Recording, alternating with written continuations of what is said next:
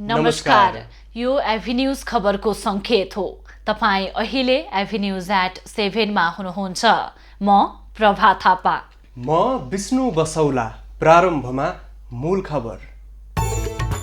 काठमाडौँ उपत्यका लगायत देशका विभिन्न स्थानमा बाक्लो तुवालो, वायु प्रदूषण उच्च, सतर्कता अपनाउन आग्रह।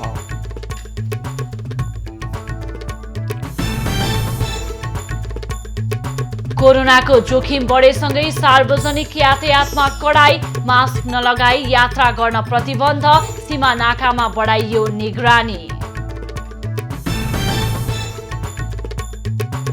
फाल्गुन 28 यताको पार्टी निर्णयमा एमाले अध्यक्ष ओली अडिग, नेता नेपाल र रावललाई कारवाही गर्ने संकेत।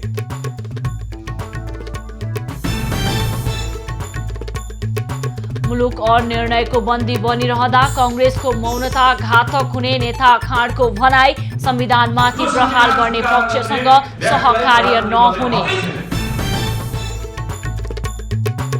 चीनद्वारा केही बेलायती नागरिक र संस्थामाथि प्रतिबन्ध, आन्तरिक मामिलामा हस्तक्षेप गरेको आरोप।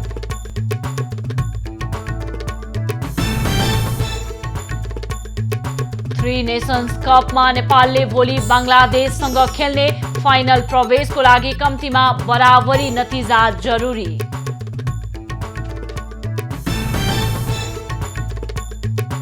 र क्यानले वैशाख 4 गतेदेखि T20 त्रिकोणात्मक श्रृङ्खला आयोजना गर्ने, नेपाल, मलेसिया र नेदरल्यान्ड्सले प्रतिस्पर्धा गर्ने।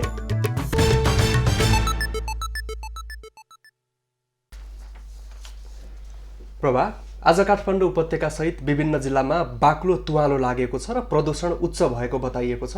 हुन त आजभन्दा केही महिना अगाडि पनि काठमाडौँ उपत्यका विश्वकै सबैभन्दा प्रदूषित सहरको रूपमा देखिएको थियो र बेला बेला नेपालभित्र वायु प्रदूषणले गर्दा खतराको सूचक पार गर्ने गरेको छ। पक्कै विष्णु, र यस्ता प्रदूषणले फोक्सोका साथै आँखा र त्यसै गरी छालालाई समेत असर गर्ने हुँदा चिकित्सकहरूले बाहिर निस्किँदाखेरि मास्कको प्रयोग लगायत घर बाहिर ननिस्किने काम छ भने घरभित्रै बस्न पनि सुझाव दिएका छन्। अब खबरको सिलसिला प्रारम्भ गरौँ वायु प्रदूषण सम्बन्धी प्रसङ्गबाट। शुक्रबार देशभरको मौसममा बदली भएसँगै काठमाडौँ उपत्यकामा वायु प्रदूषणले खतराको तह पार गरेको छ। विश्वका प्रमुख शहरहरूको रियल टाइम वायु प्रदूषणबारे अध्ययन गर्ने iqair.com का अनुसार शुक्रबार ललितपुरको वायु प्रदूषण विश्वकै पहिलो नम्बरमा पुगेको थियो। साँझ 5 बजे त्यहाँको एयर क्वालिटी इन्डेक्स अर्थात् AQI 446 पुगेको थियो। सरकारले निर्धारण गरे अनुसार AQI 300 भन्दा बढी भएमा मानव स्वास्थ्यका लागि विपदको अवस्था मानिन्छ। पश्चिमी वायुको प्रभाव सक्रिय भएर पानी परेमा अहिले भएको प्रदूषण कम हुने विज्ञहरूको भनाइ छ। वायु प्रदूषणले फोक्सोमा असर पुग्ने भएकाले घर बाहिर निस्कँदा अनिवार्य मास्क लगाउन चिकित्सकले सुझाव दिएका छन्। वायु प्रदूषणले फोक्सोका साथै आँखा र छालालाई समेत असर गर्ने हुँदा जोगिएर हिँड्न चिकित्सकले सुझाव दिएका छन्। र यो विषयमा हामीसँग कुराकानी गर्न यतिखेर वातावरण विभागका प्रवक्ता इन्द्र विक्रम जोशी हाम्रो टेलिफोन सम्पर्कमा हुनुहुन्छ। इन्द्रजी, यहाँलाई एभिन्यूज खबरमा स्वागत छ। धन्यवाद। आज 81 काठमाडौँ लगायत देशैभरको जुन वायु प्रदूषण छ त्यसमा चाहिँ फरक आयो। दिउँसोको समयमा चाहिँ 81 परिवर्तन आयो। खास यो के कारणले हुन्छ जानकारी गराइदिनुस् न। साधारणतया हिउँदो मौसममा बर्सात भन्दा अगाडि यो वायु प्रदूषण अलिक बढ्ने नै गर्थ्यो, पोहोर परार पनि। तर यसपालि 1-2 महिना अगाडि र अहिले आएर अलिकति धेरै नै खतरा विपदकालीन अवस्थामै पुग्यो। अब यसको बदल त्यति बेला पनि हाम्रो अलि बदली भएको, हावा नचलेको मौसमको कारण नै मुख्य रूपमा हो। र यसपालि मौसम सँगसँगै अलि डढेलुको समाचारहरू पनि सुन्यौँ र यी कारणले गर्दा हाम्रो सामान्य अवस्थाभन्दा असामान्य अवस्थातिर गयो एयर पोल्युसनको मापक। यहाँले भने चाहिँ आज AQI 446 पुगेको थियो र यसलाई जुन हामीले सामान्य रूपमा बुझ्दा पनि एकदमै अनहेल्दी भनेर पनि मानिन्छ। अब यसलाई सामान्यकरण गर्न के कस्तो गर्नुपर्छ, के हुन्छ? अब यो सामान्यकरण गर्नलाई अब भोलि छुट्टी छ, पर्सि पनि छुट्टी छ, अब गाडीहरूको मुभमेन्ट कम हुन्छ, त्यसपछि आफै खप्यो भने त राम्रै भयो। होइन भने अब सोमबार चाहिँ नि हामीले अलर्टनेस जारी गर्नुपर्ने हुन्छ, त्यसपछि गाडीहरूको मुभमेन्ट घटाउनु पर्ने हुन्छ, अनि बल्ल सामान्य अवस्थामा आउँछ। होइन मौसममा भर पर्नु पर्यो, पानी परिदियो अथवा मौसममा सुधार भयो, हावाहुरी चल्न थाल्यो भने त राम्रै होला। तर भएन भने हामीले गाडीहरूलाई कम चलाउनु पर्ने, सर्वप्रथम त स्वैच्छिक रूपमा गाडीहरू कम चलाउनु पर्यो, अनावश्यक रूपमा बाहिर आउनु भएन र आउनै पर्ने भए पनि मास्क लगाएर आउनुपर्ने भयो। यसरी यसलाई सामान्यकरण गर्न सकिन्छ। इन्दुजी, योभन्दा अगाडि पनि काठमाडौँको जुन प्रदूषण थियो त्यसले गर्दा चाहिँ विश्वमै पहिलो नम्बरमा प्रदूषण भएको 1 नम्बरमा परेको भनेर पनि खबरहरू आए र यसमा चाहिँ हामीले कुराकानी गर्दा त्यस्तो होइन, खासमा चाहिँ प्रदूषण हुन्छ तर त्यसलाई सामान्यकरण गर्न सकिन्छ भन्ने खबरहरू पनि पछि विभिन्न सञ्चार माध्यमहरूमा आएका थिए। यसलाई चाहिँ जुन यहाँले भन्नुभयो गाडी कम चलाउने लगायत अन्य कारणले गर्दा चाहिँ सामान्यकरण गर्न सकिन्छ, तर जुन यसको तपाईँले दिएको कारण बाहेक अन्य चिजहरू के ख्याल गर्नुपर्छ? हुन त वातावरण विभागले सतर्कता अपनाउन आग्रह गरिरहेको छ, पहिले पनि यस्तो भइसकेको छ, आजको दिनमा पनि भयो, अबको दिनमा चाहिँ नहुनका लागि हामीले के चाहिँ गर्नुपर्छ यो पनि बताइदिनुहोस् न। होइन, यो दीर्घकालीन समाधानको लागि त हामीले काठमाडौँ उपत्यका वायु गुणस्तर व्यवस्थापन कार्ययोजना 2076 जारी गरेका थियौँ र त्यस अनुरूप कामहरू भइरहेछ। अब फर इक्जाम्पल गाडीको स्ट्यान्डर्ड अब Euro 6 Euro 4 मा जानु पर्यो, त्यसको लागि पनि काम भइरहेछ। अनि इट्टा भत्ताको लागि चाहिँ सुधार गर्ने कार्यक्रम हुनुपर्ने, त्यसमा पनि भइरहेछ। यस्ता जुन प्रदूषणका स्रोतहरूलाई चाहिँ नि हामीले कन्ट्रोल गर्ने हो भने मात्रै दीर्घकालीन रूपमा यसको समाधान हुन्छ। होइन त यो हुँदैन। गाडीहरू बढिरहेछ सङ्ख्यामा, अब पुराना गाडीहरू प्रदूषण गर्ने प्रदूषक गाडीहरूलाई रिप्लेस गर्दै जानु पर्यो, अनि मेन्टेनेन्सका गाडीहरूलाई राम्रो मेन्टेनेन्स हुनु पर्यो। अनि एउटा त ओपन बर्निङ जुन छ हाम्रो कल्चर बानी, त्यसलाई पनि एकदम कन्ट्रोल गर्नु पर्यो, अनि बल्ल हुन्छ, होइन त हुँदैन। हस्, धन्यवाद समय र संवादका लागि। उहाँ हुनुहुन्थ्यो वातावरण विभागका प्रवक्ता इन्दु विक्रम जोशी र हामीलाई आजको अवस्थाको बारेमा जानकारी गराउनु हुँदै थियो। आज मौसममा बदली भएसँगै काठमाडौँ उपत्यकामा वायु प्रदूषणले खतराको तह पार गरेको छ, यसलाई उच्च सतर्कताका साथ अपनाउन पनि भनिएको छ। काठमाडौँ उपत्यका लगायत देशका विभिन्न स्थानमा बाक्लो धुवालो, त्यसैगरी वायु प्रदूषण उच्च रहेको र चिकित्सकहरूले घर बाहिर ननिस्कनका लागि पनि, त्यसैगरी घर बाहिर निस्कँदा अनिवार्य मास्क लगाउन पनि भनिरहेका छन् र वायु प्रदूषणले फोक्सोका साथै आँखा त्यसैगरी छालालाई समेत असर गर्ने हुँदा बाहिर हिँड्नलाई एकदमै धेरै ध्यान दिनुपर्ने भनेर पनि बताइराखेका छन्। अब बाँकी खबरतर्फ लागौं। प्रधानमन्त्री एवं नेकपा संसदीय दलका नेता केपी ओलीले वरिष्ठ नेता माधव नेपाल समूहले बुझाएको स्पष्टीकरण कारबाहीको भागीदार योग्य भएको बताएका छन्। शुक्रबार बालुवाटारमा बसेको एमाले संसदीय दलको बैठकमा ओलीले वरिष्ठ नेता नेपाल र उपाध्यक्ष भीम रावलको जवाफ कारबाहीको भागीदार योग्य भएको जानकारी दिएका हुन्। कारबाही कुन प्रकृतिको हुने भन्ने केन्द्रीय समितिबाट तय हुने बैठकपछि प्रमुख सचेतक विशाल भट्टराईले जानकारी दिए।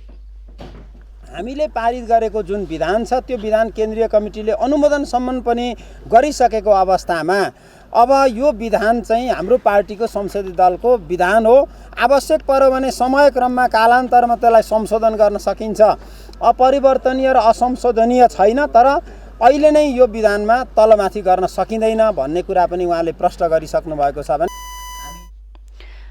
फागुन 23 को अदालतको फैसलापछि केही सांसदहरू अनुपस्थित हुँदै आएकोमा शुक्रबारको बैठकमा सहभागी हुनु सकारात्मक भएको ओली पक्षको निष्कर्ष छ। बैठकमा अर्थमन्त्री विष्णु पौडेलले बजेट निर्माणको बारेमा सांसदहरूको सुझाव माग गरेका थिए। बैठकमा नेपाल समूहका नेता घनश्याम भुसाल र योगेश भट्टराईले ओलीले नै एकताको प्रयास गर्नुपर्ने धारणा राख्दै 28 गतेका निर्णय फिर्ता लिनुपर्ने माग गरे पनि ओलीले भने निर्णय फिर्ता हुनै सक्ने बताएका छन्। फागुन 23 को अदालतको फैसलापछि पार्टी 2075 जेठ 2 गतेको अवस्थामा फर्केकाले त्यहीबाट नै पार्टी अघि बढ्नुपर्ने नेपाल पक्षको माग छ। संसदीय दल जसरी पूर्ववत अवस्थामा अगाडि बढ्यो त्यसै गरिकन पार्टी केन्द्रीय कमिटी र पार्टीका मातहत सम्पूर्ण कमिटीहरू पनि 2075 जेठ 2 गतेको अवस्थामा फर्क्यौँ र त्यहाँबाट नयाँ ढङ्गले पार्टीलाई एकताबद्ध बनाएर लैजाउँ। यसमा मुलुकको प्रधानमन्त्री हुनुको नाताले र यो पार्टीको अध्यक्ष हुनुको नाताले तपाईले पहल कदमी लिनुस्। हिजोका कतिपय तिता मिठा कुराहरूलाई बिर्स्यौँ। उत्तेजित भएर होइन, संयम र धैर्यताका साथ अगाडि बढ्नुपर्छ, किनभने परिस्थिति निकै खतरा छ, निकै चुनौतीपूर्ण छ। त्यस्तै संयम र धैर्यका साथ एमालेलाई अघि बढाउनु पर्नेमा आफूहरूको धारणा रहेको नेपाल पक्षका नेताहरूले बैठकमा बताएका छन्। बैठकमा एमाले वरिष्ठ नेता झलनाथ खनालले पार्टी एकता जोगाउन 2075 जेठ 2 गतेको सांगठनिक संरचनामा फर्किन पार्टी अध्यक्ष एवं प्रधानमन्त्री ओलीलाई आग्रह गरेका छन्। शुक्रबारको बैठकमा नेता माधव नेपाल र भीम रावल भने सहभागी भएका थिएनन्। यसैबीच नेकपा एमालेको नेपाल खनाल पक्षले पार्टीमै बसेर सङ्घर्ष गर्ने निर्णय गरेको छ। कलङ्की स्थित एक पार्टी प्यालेसमा उपलब्ध केन्द्रीय सदस्य र सांसदहरूको बैठकले नेकपा एमाले भित्र बसेर पार्टीलाई बलियो बनाउने निर्णय गरेको हो। पार्टीलाई बलियो, गतिशील र क्रियाशील बनाई विधि पद्धतिमा चलाउनको लागि पार्टीभित्र रहेर सङ्घर्ष गर्ने निर्णय गरिएको नेता रघुजी पन्तले बताए।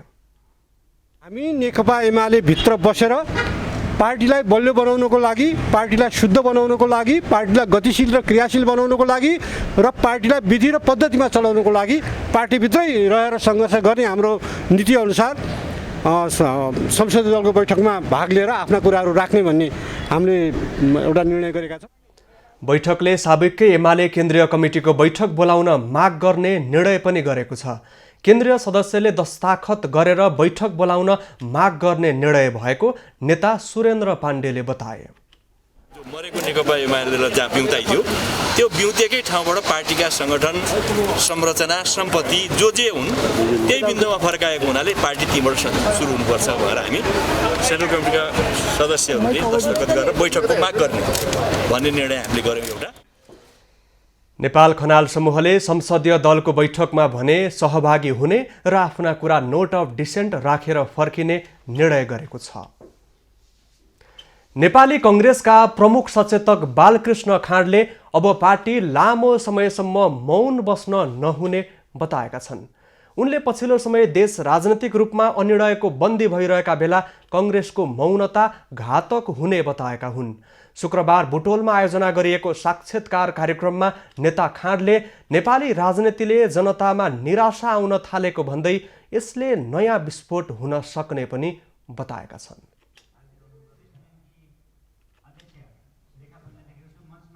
संविधानको प्रतिकूलतामा सरकार उभिरहेका छ,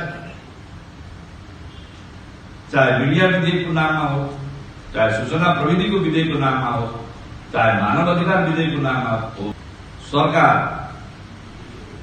संविधानप्रति उदासीन रहनु, संविधान प्रतिकूलमा उभिनु यो मुलुकको लागि एकदमै गम्भीर चाहिँ। नेता खाँडले असंवैधानिक रूपमा प्रतिनिधि सभा विघटन गर्ने प्रधानमन्त्रीलाई 1 मिनट पनि सत्तामा रहने नैतिक अधिकार नभएको बताए। संविधान नमान्नेलाई प्रधानमन्त्री बन्ने हक छैन भन्दै उनले संविधान माथि नै प्रहार गर्ने पक्षसँग सहकार्य हुन नसक्ने पनि स्पष्ट पारे। त्यो मूल कुरा जोसुकै प्रधानमन्त्री भए पनि, जस्तो खालको सरकार बने तापनि त्यो सरकार यो संविधानका प्रति प्रतिबद्ध रहनै पर्दछ। यो संविधान स्वीकार नगर्ने व्यक्तिलाई प्रधानमन्त्री बन्ने हकै छैन। त्यसका लागि सबै गम्भीर हुन्छन्। नेता खाँडले संविधान स्वीकार नगर्ने व्यक्ति प्रधानमन्त्री हुनै नसक्ने भन्दै अब कांग्रेसले संविधानको रक्षा गर्न कोसँग मिलेर अगाडि बढ्ने भन्ने निर्केल गर्न आवश्यक रहेको पनि बताएका छन्। जनता समाजवादी पार्टी नेपालका अध्यक्ष उपेन्द्र यादवले ओलीसँग कुनै पनि हालतमा सत्ता साझेदारी नहुने प्रश्न पार्दै सरकारसँग अहिलेको छलफल र भेटघाट रेशम चौधरीको रिहाईसँग मात्र सम्बन्ध रहेको खुलासा गरेका छन्। आज बुटोलमा प्रेस मञ्च नेपालले गरेको पत्रकार सम्मेलनमा उनले संविधान विरोधी, लोकतन्त्र र संघीयता विरोधी प्रतिगामी कदमसँग सत्ता साझेदारी सती जाने वा लगन गाँठो नकसिने बताएका हुन्। ओली नेतृत्वको सरकार विस्थापित गरेर प्रतिगमन विरुद्ध र लोकतन्त्रको पक्षमा रहेका दलहरू मिलेर नयाँ सरकार गठन गरी निर्वाचनमा जानुपर्ने अध्यक्ष यादवको भनाइरहेको छ। का विरुद्धमा रहेका सडकमा रहेका शक्तिहरू, लोकतान्त्रिक शक्तिहरू, परिवर्तनकारी शक्तिहरू, संहिताबद्ध शक्तिहरूको एलायन्सबाट सहकारबाट सरकार निर्माण गर्ने र मुलुकलाई फेरि चाहिँ के छ भने सामान्य गतिमा लिएर आउने र निर्धारित समयमा निर्वाचन गराउने काम नलाग्ने संसद। अध्यक्ष यादवले आफ्नो पार्टी नफुट्ने र कुनै पनि बहानामा केपी ओली र ओली प्रवृत्तिसँग साँठगाँठ नहुने बताएका हुन्। कांग्रेस नतातेसम्म अहिलेको समस्या समाधान नहुने पनि उनको भनाइ छ। पूर्व उपप्रधानमन्त्री समेत रहेका यादवले अहिलेको सरकार पूर्ण रूपमा असफल भइसकेको दाबी गरेका छन्। संघीय लोकतान्त्रिक गणतन्त्र बलियो बनाउनको लागि अब नयाँ सरकार बनाउनुको विकल्प नभएको उनको भनाइ छ। प्रभा, आजभन्दा ठ्याक्कै 1 वर्ष अगाडि हामी यति बेला लकडाउनको क्रममा रहेका थियौँ। निकै अत्यास लाग्दो लकडाउन झेलिसकेपछि भारतमा फेरि कडा प्रकृतिको कोरोना भाइरस देखिएपछि केही दिन यता त्यस्तै खालको लकडाउनको चर्चा नागरिक तहमा सुरु भएको छ। तर सरकारले त्यस्तो प्रकारको लकडाउन अब नहुने र त्यस्तो प्रकारको लकडाउन गरेर देशलाई र अर्थतन्त्रलाई धान्न नसकिने स्पष्ट पारिसकेको छ। पक्कै विष्णु, यहाँले भने चाहिँ सरकारले यता त्यो भनिरहेको छ भने अर्कातिर कोरोनाको जोखिम बढेसँगै सार्वजनिक यातायातमा कडाई गर्ने र अन्य भिडभाड हुने ठाउँमा प्रतिबन्ध लगाइने, साथै मास्क नलगाई यात्रा गर्न पनि नगर्न भनिरहेको छ भनौँ, र सीमा नाकामा पनि निगरानी बढाएको छ। अब यसै सम्बन्धी थप खबर। नेपालमा शुक्रबार थप 156 जनामा कोरोना पुष्टि भएको छ। यो सँगै नेपालमा कोरोना संक्रमितको संख्या 2,76,665 पुगेको छ। त्यस्तै नेपालमा थप 4 जनाको कोरोनाका कारण मृत्यु भएको छ भने हालसम्म 3,024 जनाको कोरोनाका कारण मृत्यु भएको स्वास्थ्य मन्त्रालयले जनाएको छ। त्यस्तै थप 70 जना निको हुँदा हालसम्म 2,72,342 जना निको भएको मन्त्रालयले जनाएको छ। हाल नेपालमा 1,299 जना आइसोलेसनमा र 52 जना क्वारेन्टिनमा रहेका छन्। त्यस्तै 22,56,300 PCR गरिएको छ। कोभिड संक्रमण जोखिमको रोकथाम तथा नियन्त्रणका लागि सार्वजनिक यातायात क्षेत्रमा कडाई गरिने भएको छ। शुक्रबार जिल्ला प्रशासन कार्यालय काठमाडौँमा प्रमुख जिल्ला अधिकारी, यातायात व्यवस्था विभाग, ट्राफिक प्रहरी, यातायात व्यवसायी र यातायात मजदुरहरू बीच भएको छलफलमा कोभिड संक्रमण रोकथाम तथा नियन्त्रणका लागि सार्वजनिक यातायात क्षेत्रलाई कडाई गर्ने निर्णय भएको हो। प्रमुख जिल्ला अधिकारी कालीप्रसाद पराजुलीले सार्वजनिक यातायात क्षेत्रमा स्वास्थ्य मापदण्डलाई कडाइका साथ पालना गराउने निर्णय भएको बताए। जुन सार्वजनिक यातायात सञ्चालन छ त्यस क्षेत्रमा काम गर्ने सम्पूर्ण यातायात व्यवसायीहरू, मजदुरको प्रतिनिधिहरू, यातायात व्यवस्था विभाग, ट्राफिक प्रहरीको एसएसपी साहब सहितको बैठकले अब यो सार्वजनिक क्षेत्रमा अब आजैदेखि लागू हुने गरी अनिवार्य रूपमा मास्क लगाउने, त्यसपछि चाहिँ नि सिट क्षमता अनुसार यात्रीहरू राख्ने, भौतिक सिटको क्षमता त भौतिक दूरीलाई पनि अलिकति व्यवस्थित गर्ने। सार्वजनिक यातायातमा अनिवार्य मास्क लगाउनु पर्ने, सिट क्षमता अनुसार यात्रुहरू राख्ने, भौतिक दूरीलाई व्यवस्थित गर्ने र बस पार्कमा साबुन पानीको व्यवस्था गरी हात धुने व्यवस्था गर्ने, माइकिङ गर्ने, जनचेतना फैलाउने र अनुगमनलाई प्रभावकारी बनाउने निर्णय पनि भएको छ। कोभिड संक्रमणको दोस्रो लहर आउन सक्ने सम्भावना देखिएपछि जिल्ला प्रशासन कार्यालय काठमाडौँले संक्रमणको रोकथाम तथा नियन्त्रणका लागि विभिन्न निकायसँग छलफल गरिरहेको छ। बाँके प्रशासनले नेपाल भारत सीमा जमुनाहा नाकामा अत्यावश्यक काम बाहेक आवत जावत गर्न कडाई गरेको छ। पछिल्लो समय भारतका केही स्थानमा कोरोनाको दोस्रो कहर फैलिएका कारण बाँकेको जमुनाहा नाका भएर नेपाल भित्रने र भारततर्फ जाने मानिसहरूका लागि कडाई गरिएको हो। चैत 11 गतेदेखि कोरोना परीक्षण गर्न जमुनाहा नाकामै हेल्प डेस्क स्थापना गरी भारतका कोरोना प्रभावित स्थानबाट नेपाल भित्रने मानिसहरूका लागि एन्टिजेन विधिबाट कोरोना परीक्षण र मलेरियाको जाँच गर्ने गरिएको छ। हामीले चाहिँ यसलाई अलिकति निकै नै कडाइ गरेका छौँ। अहिले यो स्वास्थ्य परीक्षण गर्नको लागि होल्डिङ सेन्टर राखेका छौँ। यहाँ चाहिँ अब हामी शङ्कास्पद सबैजनालाई चाहिँ एन्टिजेन चेक गरेर मात्रै हामी पठाउँछौँ र यदि पोजिटिभ देखेको खण्डमा चाहिँ हामी सिधै आइसोलेट गर्छौँ र बिरामी उहाँहरूलाई चाहिँ अलिकति गाह्रो साह्रो भएको पोजिटिभ छ भने हामी सिधै चाहिँ भेरीको चाहिँ यो भेरी अस्पतालको कोरोना वार्डमा हामी भर्ना गरिदिन्छौँ। यसैगरी दैनिक उपभोग्य वस्तु किनमेल गर्न रूपैडिया बजार जाने क्रम पुरै बन्द गरिएको छ। तर औषधि उपचारदेखि अत्यावश्यक कामका लागि मात्र भारत जान भने दिने गरिएको छ। यसैबीच 3 महिना अघि बाँकेमा कोरोना संक्रमणको हटस्पट मानिएका पालिकाहरूका लागि आएको एन्टिजेनलाई हाल प्रयोगमा ल्याइएको स्वास्थ्य कार्यालय बाँकेले जनाएको छ।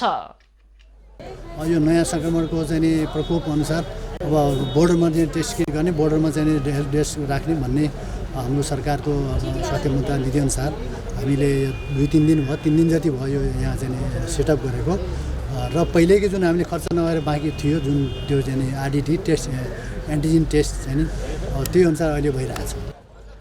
पछिल्लो समय भारतका संक्रमण फैलिएको स्थानबाट आएर नेपाल भित्रने माथि बाँके प्रशासनले निगरानी समेत बढाएको छ। प्रदेश नम्बर 1 का मुख्यमन्त्री शेरधन राईले प्रदेशको मन्त्री परिषद विस्तार गरेका छन्। मुख्यमन्त्री राईले नेकपा माओवादी छाडेर एमालेमा आएका ताप्लेजुङका टङ्क आनबुहाङलाई आर्थिक मामिला तथा योजना मन्त्री र नेपाल समूह छाडेर ओली समूहमा आएकी उषाकला राईलाई सामाजिक विकास मन्त्रीमा नियुक्त गरेका हुन्। त्यसैगरी हाल राज्य मन्त्री रहेका अम्बिर बाबु गुरुङ भौतिक पूर्वाधार मन्त्री र राम राणालाई भूमि व्यवस्था कृषि तथा सहकारी मन्त्रीमा नियुक्त गरिएको छ। उदयपुरकी कला घले भूमि व्यवस्था कृषि तथा सहकारी राज्य मन्त्री र मोरङका राजकुमार ओझा वन राज्य मन्त्रीमा नियुक्त भएका छन्। नवनियुक्त मन्त्रीहरूले आजै शपथ लिएका छन्। राज्य मन्त्रीलाई मुख्यमन्त्री शेरधन राई र मन्त्रीलाई प्रदेश प्रमुख सोमनाथ अधिकारी प्यासीले शपथ गराएका हुन्। थपिएकी राज्य मन्त्री घलेले मुख्यमन्त्री विरुद्धको अविश्वासको प्रस्तावबाट हस्ताक्षर फिर्ता लिएकी थिइन् भने ओझा नेपाल समूह त्यागेर ओली समूहमा आएका सांसद हुन्। गण्डकी प्रदेशका मुख्यमन्त्री पृथ्वी सुब्बा गुरुङले भइरहेका विकास निर्माणका कामप्रति असन्तुष्टि जनाएका छन्। पोखरामा सुरु भएको नगर विकास कोषको गण्डकी प्रदेश स्तरीय प्रादेशिक कार्यशाला गोष्ठीमा मुख्यमन्त्री गुरुङले 40-50 वर्ष टिक्ने स्तरीय बाटो किन बन्न नसकेको भन्दै विकासका कामप्रति प्रश्न उठाएका हुन्।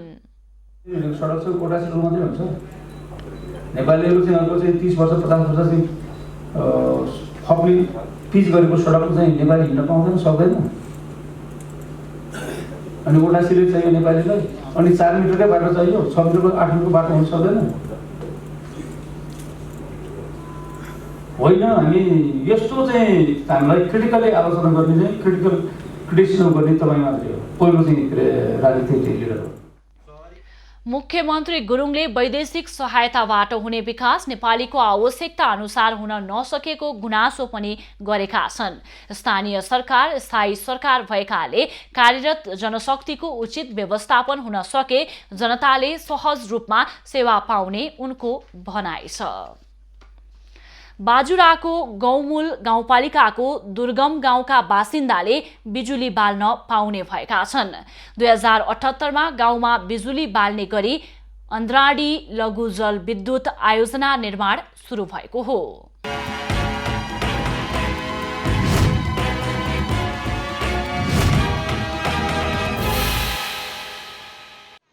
बाजुराको दुर्गम गाउँका रूपमा परिचित वडा नम्बर 1 को अन्ध्राडी गाउँमा 100 किलोवाटको बिजुली उत्पादन हुने गरी काम सुरु भएको छ। 2078मा गाउँमा बिजुली बाल्ने गरी आयोजना सुरु हुँदा स्थानीयले खुसी व्यक्त गरेका छन्। लामो समयदेखि अन्धकारमा रहेका जनतालाई बिजुली बाल्ने अवसर प्रदान भएको छ र कादुरी संस्थाले विभिन्न समयमा सर्वे गर्यो र अहिले चाहिँ काम थालनी सुरुवात भएको छ। पक्कै पनि हामी स्थानीयवासीका हैसियतले असाध्यै खुसी छौँ र लामो समय अँध्यारोमा थियौँ र कादुरी संस्थाले अब त्यहाँका सबै गाउँहरू झिलिमिली बनाउँदैछ। विद्युत आयोजनाका लागि गाउँपालिकाको सहकार्यमा Kadoorie agriculture and association British Gorkha नेपालले करिब 11 करोड खर्च गरेर काम सुरु गरेको छ। समुदायको माग भएपछि आफूहरूले काम गरेको परियोजनाले जनाएको छ। कादुरीको तर्फबाट 10 करोड 79,85,531 र गाउँलेको तर्फबाट कन्ट्रिब्युसन 30,34,800 र टोटल यहाँको खर्च अथवा यहाँ लाग्ने बजेट 11 करोड 10,20,331। आयोजनामा Kadoorie agriculture and association British गोर्खाजको लगानी भए पनि गाउँपालिकाको सहकार्यमा काम अघि बढाइएको गाउँपालिकाले जनाएको छ। परियोजनाबाट गाउँपालिकाका 488 घरधुरीका 3,136 जनाले सेवा पाउनेछन्। कादुरी संस्था पोखरा सँग हामीले चाहिँ समन्वय गरेर 100 किलोवाटको बिजुली उत्पादन हुँदैछ। त्यसबाट हाम्रो झन्डै 400 परिवार जति लाभान्वित हुने देखिन्छ। अन्ध्राडी गाउँ 2036 सालमा मात्र गाउँ रहेको थाहा भएको थियो। वर्षौंदेखि झरोको सहारामा उज्यालो बाल्दै आएका स्थानीय 1 वर्षभित्र गाउँ झिलिमिली बनाइसक्ने योजनाका साथ काममा लागेका छन्। लक्ष्मीराज पाध्याय, बाजुरा।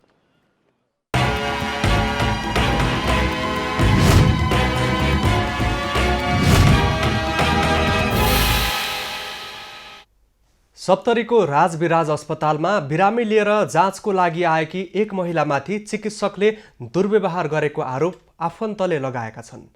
राजविराज स्थित छिन्नमस्ता अस्पतालमा सुत्केरी भएकी नन्दा आशा राय कुर्मीलाई डिस्चार्ज गर्न आएकी सप्तरी तिलाठी कोइलाडी गाउँपालिका 7 की 25 वर्षीय महिलालाई चिकित्सकले दुर्व्यवहार गरेको पीडितको आरोप रहेको छ।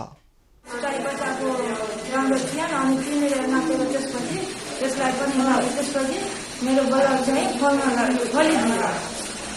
अनि मैले रिसले उठेर उठ्यो अनि त्यसले मैले भने यो मलाई कुन हुन्छ अनि कुन रोग लागेको छ अनि तपाईँले टेस्ट गर्नुहुन्छ किन होइन आउनु बस्नु भनेर आउनु मसँग बस्नु मलाई केही पनि भएको छैन अनि म कसरी बस्नु के मलाई के को टेस्ट गर्नु त्यसपछि नै आउनु भनिरहेको थियो मैले गएन।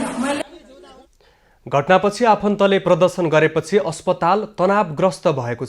हैन डिस्चार्ज भयो बच्चाको आमालाई लिएर हामी यहाँ बाहिर सिटी रिक्सामा बसाएको छु हैन जाने बेलामा चाहिँ अनि डाक्टरले अघि नै भन्नुभएको एकछिन बच्चालाई हामी चेक गर्छौँ अनि बच्चाले चेक गर्नको लागि बच्चाको माइजूले हैन लिएर आउनुभयो यहाँ चेम्बरमा डाक्टर मदन नेसवालको चेम्बरमा अनि त्यतिखेर अब उहाँले सल्लाह दिइराख्नु भएको थियो यो औषधि खुवाउनुपर्छ त्यो औषधि अनि मलाई त्यहाँबाट औषधि लेखेर त्यहाँ मेडिकल पठाउनुहुन्थ्यो औषधि ल्याउन म औषधि ल्याउन जान्थेँ यहाँ चेम्बरमा खाली भएको बेलामा मेरो श्रीमतीको उहाँले ब्लाउज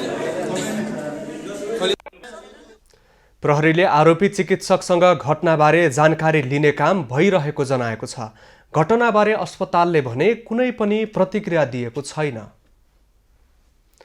वरिष्ठ कवि एवं नाटककार बासु शशीको 50औं जन्म जयन्तीको अवसरमा 4 जना साहित्यकारलाई सम्मान गरिएको छ। काठमाडौँमा आज बासु शशी स्मृति परिषदले एक कार्यक्रमको आयोजना गरी साहित्य क्षेत्रमा विशेष योगदान दिँदै आएका वरिष्ठ साहित्यकारलाई सम्मान गरेको हो। नेपाली साहित्यका विभिन्न विधामा नयाँ दिशाबोध गरी नयाँ आयाम थप गर्न सहयोग गर्ने साहित्यकारलाई हरेक वर्ष सम्मान प्रदान गर्दै आएको बासु शशी स्मृति परिषदले जनाएको छ। कवि बासु शशीको देहावसान पश्चात 2050 सालमा बासु शशी स्मृति परिषद स्थापना भएको हो र 50 सालदेखि निरन्तर हामीले साहित्यको कार्यक्रमहरू गर्दै आएका छौँ। भाषा साहित्य र कलाको विकासको उद्देश्यले स्थापना भएको हो र हरेक वर्ष 2 जना स्रष्टालाई सम्मान र पुरस्कार गर्दै आएका छौँ र गत साल 76 देखि चाहिँ यसमा वरिष्ठ समालोचक प्राध्यापक डाक्टर कुमारराज जोशीको नाउँमा स्थापित कुमार सरस्वती साहित्य पुरस्कार पनि वितरण गर्दै आएको छ। कार्यक्रममा वरिष्ठ लेखक कर्ण साक्यलाई बासु शशी साहित्य सम्मान 2076, कवि एवं आख्यानकार इन्दिरा प्रसाईलाई बासु शशी साहित्य पुरस्कार 2076, श्री ओम रोदन श्रेष्ठलाई कुमार सरस्वती साहित्य पुरस्कार 2076 र साहित्यकार रमण घिमिरेलाई कुमार सरस्वती साहित्य पुरस्कार 2077 प्रदान गरिएको छ। बाराको निजगढमा बन्ने भनिएको अन्तर्राष्ट्रिय विमानस्थल निर्माण सुरु गर्न माग गर्दै स्थानीय आन्दोलित भएका छन्। विमानस्थल निर्माण रोक्न खेल भइरहेको भन्दै स्थानीय प्रदर्शनमा उत्रिएका हुन्। हाम्रै पालामा राष्ट्रिय गौरवको आयोजना भन्दै स्थानीयले विमानस्थल निर्माण अगाडि बढाउन माग गर्दै निजगढमा प्रदर्शन गरेका हुन्। स्वतन्त्र युवा समाजद्वारा सरकारलाई यथाशीघ्र निजगढ अन्तर्राष्ट्रिय विमानस्थल परियोजना निर्माण कार्य सुरु गर्न दबावमूलक कार्यक्रम गरिएको हो।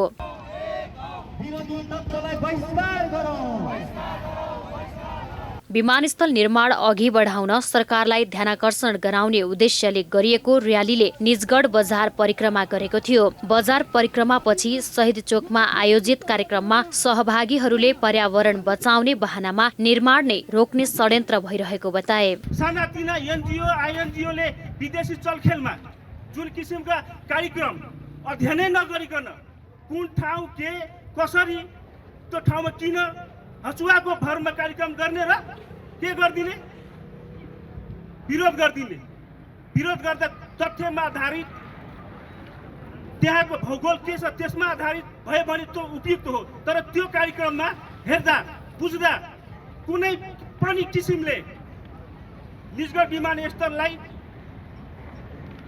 रोक्दैन भने म एकदमै विश्वस्त छु। निजगढको भौतिक तथा स्थलगत निरीक्षण नै नगरी विकासको विरोधमा नलाग्न पनि स्थानीयले आग्रह गरेका छन्। विमानस्थल निर्माणका लागि निजगढ नै सबैभन्दा उपयुक्त स्थान भएको र विमानस्थल निर्माण गर्दा ठूलो संख्यामा रुख काटिने हल्ला मात्र रहेको स्थानीयको भनाइ छ। दलदल अवस्था नभएको, जङ्गल धेरै काट्नु नपर्ने, हरियालीका कुराहरू ती चाहिँ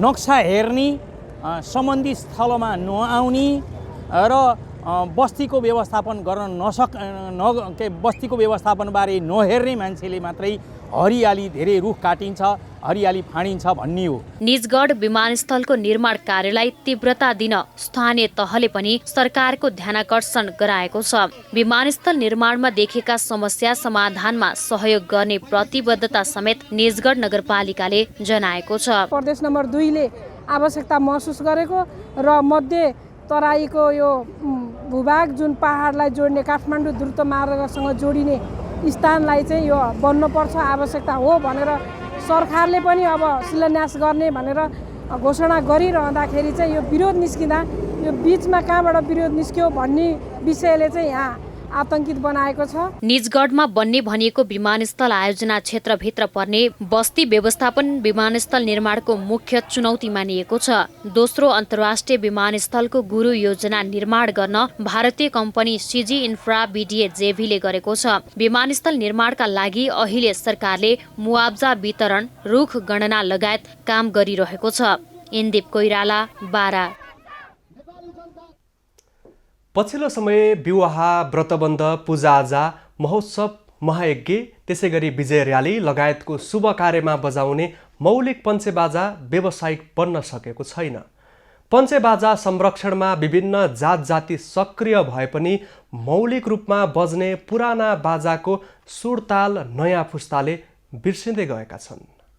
नौमती बाजामा कर्नाल, नरसिंहा, दमाहा, सहनाई, ट्याङ्को, ढोलक, झ्याम्टा झ्याली, सानो दमाहा र बाउताल बाजा बजाउने 9 जना मान्छे हुन्छन्। नौमती बाजाको धुनले सबैलाई आनन्द दिलाउँछ। तर पञ्चे बाजा व्यावसायिक नभन्दा बाजा बजाउने दमाही जातिहरूमा पुराना पुस्ताले नयाँ पुस्तालाई सिकाए पनि बजाउने मान्छे विदेश पलायन हुने चलन बढेको छ। पञ्चे बाजाको पार, बेहुली ल्याउने, भित्र्याउने, सम्मान, स्वागत तथा सुरुवात, देउपितृ ताल, नाच्ने ताल, विदाई लगायतको तालहरूमा बाजाका ताल रहेको जोर्ते पिपल नौमती बाजा समूहले बताउँछन्। परम्परागत बाजा संरक्षण गर्नु हाम्रो पनि दायित्व हो, तर मौलिक बाजा बजाएर जीविकोपार्जन नहुँदा यो पेसामा नयाँ पुस्ताको आकर्षण कम छ। हुन्छ, धलगटी हुन्छ, टेम्पो हुन्छ, दुईटा सनाई हुन्छ, अनि झ्याली हुन्छ, धलगटी हुन्छ। अनि केमा बजाउनुहुन्छ बाजा? हामीले चाहिने त्यही बिहाबर्तनमा मात्रै बजाइन्छ, अनि यस्तै आजा बजा हुँदाखेरि बजाइन्छ। बाजे बुबाहरूले बजाउँदै आएको बाजा हामीले सिकौं, नयाँ पुस्तालाई सिकाउँ, तर उनीहरूको दैनिक आम्दानीको स्रोत बन्न नसक्दा अन्य पेसामा आबद्ध हुनुपर्ने कारणले पञ्चे बाजाको पुरानो ताल नयाँ पुस्ताले भुल्दै गएका छन्। बेलुकीको पार बजाइन्छ, त्यहाँ बिहानको पार बजाइन्छ, पर्सनी पार लगाइन्छ, त्यहाँदेखि फेरि अन्तिममा चाहिने लास्टमा हामीले चाहिने नगर हानेर बिदा।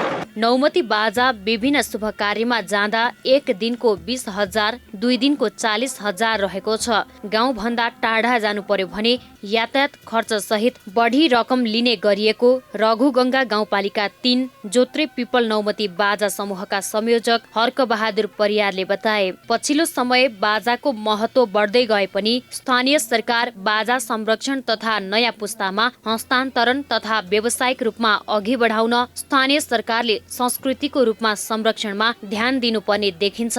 धीरन खत्री, म्याग्दी। अब पालो एभिन्यूज एट स्पोर्ट्सको।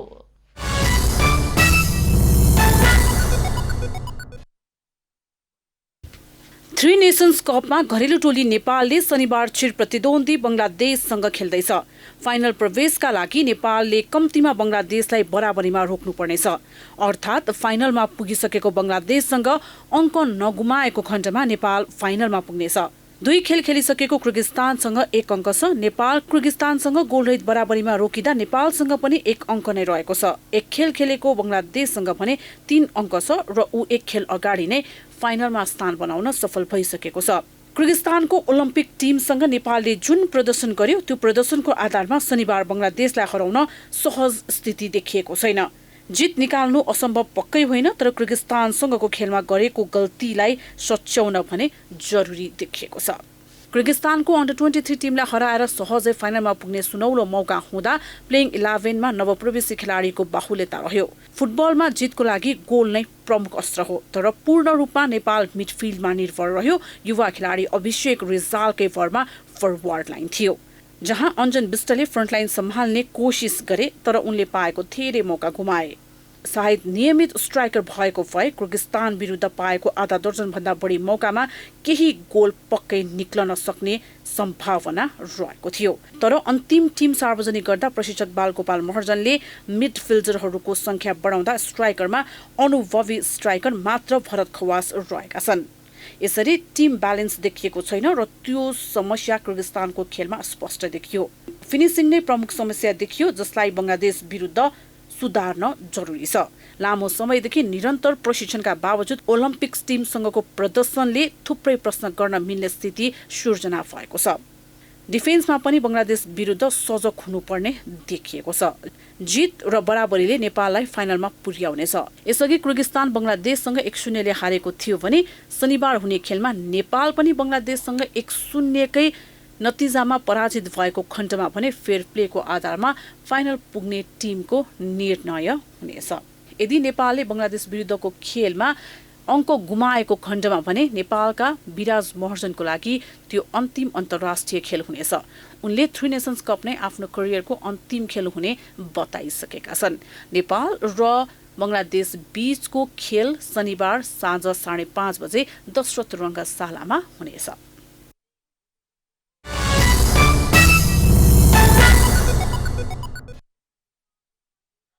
नेपाल क्रिकेट संघ क्यानले T20 त्रिकोणात्मक श्रृङ्खला वैशाखमा आयोजना गर्ने भएको छ। वैशाख 4 गतेदेखि हुने T20 श्रृङ्खलामा नेपाल, नेदरल्यान्ड्स र मलेसियाको सहभागिता रहने क्यानले जनाएको छ। क्यानले त्रिकोणात्मक श्रृङ्खला आयोजना गर्ने भनिए पनि खेल तालिका भने सार्वजनिक गरेको छैन। तर राउन्ड रोबिन लिगको आधारमा सबै टोलीले एक अर्कासँग 2-2 खेल खेल्ने र समूह चरणको विजेता र उपविजेतालाई उपाधिको लागि प्रतिस्पर्धा गराइने बताएको छ। कोरोनाको कारण नेपाल क्रिकेट संघ क्यानले 14 महिनापछि अन्तर्राष्ट्रिय खेल आयोजना गर्न लागेको हो। नेपालले पछिल्लो पटक भने थाइल्याण्डमा इस्टर्न रिजन T20 क्रिकेट प्रतियोगिता खेलेको थियो। नेपालले ओमानमा आइसिसी विश्वकप लिग 2 अन्तर्गत ओमान र अमेरिकासँग एकदिवसीय क्रिकेट प्रतियोगिता खेल्ने कार्यक्रम तय भए पनि कोरोनाको कारण स्थगित भएको थियो। यस्तै फागुनमा नेपालले कतारमा T20 सिरिज खेल्ने भनिए पनि अन्तिम समयमा गएर यो प्रतियोगिता नहुने भएको थियो। यो पटक भने क्यानले नै त्रिकोणात्मक श्रृङ्खला आयोजना गर्न लागेको हो। घरेलु क्रिकेट केही समय अगाडिदेखि चलायमान भए पनि अन्तर्राष्ट्रिय खेल हुन लागेको यो लामो समयपछि हो।